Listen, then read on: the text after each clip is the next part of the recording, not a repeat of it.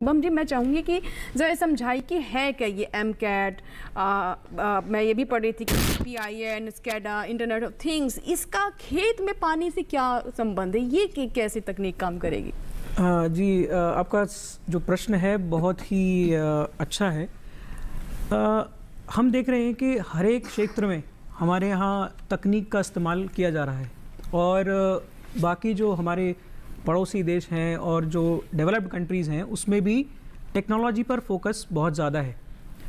पर अभी तक जो एग्रीकल्चर जो क्षेत्र हमारा है, सिंचाई का जो क्षेत्र है, उसमें टेक्नोलॉजी की बात कहीं ना कहीं हम भूल रहे थे। तो इसलिए ये जो एमकैड की जो परियोजना है उसमें हमने 3 बड़े रिफॉर्म्स लाने का प्रयास कर रहे हैं। ये एमकैड है क्या सर, पहले हम ये समझें। जी, एमकैड है modernisation of command area development. जैसे कि अभी मैम ने बताया कि जो हमारा पुराना ट्रेडिशनल तरीका था सिंचाई करने का, उसको हम पूरी तरह से बदलने का प्रयास कर रहे हैं।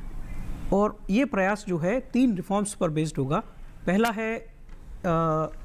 है इरिगेशन मॉडर्नाइजेशन। इरिगेशन मॉडर्नाइजेशन में क्या है कि जो हमारा इंफ्रास्ट्रक्चर है वो पहले कैनाल बेस्ड हुआ करता था। जी। अभी जो हमारा मॉडर्नाइज इंफ्रास्ट्रक्चर होगा वो प्रेशराइज्ड पाइपलाइन बेस्ड होगा। और प्रेशराइज्ड पाइपलाइन के साथ साथ उसमें दूसरा जो रिफॉर्म है वो है वाटर अकाउंटिंग मॉडर्नाइजेशन। अभी तक हम क्या करते थे कि हमारा जो पानी था कैनाल से बहता रहता था खेतों में और उसका हमारे पास कोई लेखा जोखा नहीं था। जी। तो उसकी अकाउंटिंग करना हमारे लिए बहुत आवश्यक है। और हमारा जो तीसरा और अत्यंत महत्वपूर्ण जो रिफॉर्म है वो है मैनेजमेंट मॉडर्नाइजेशन।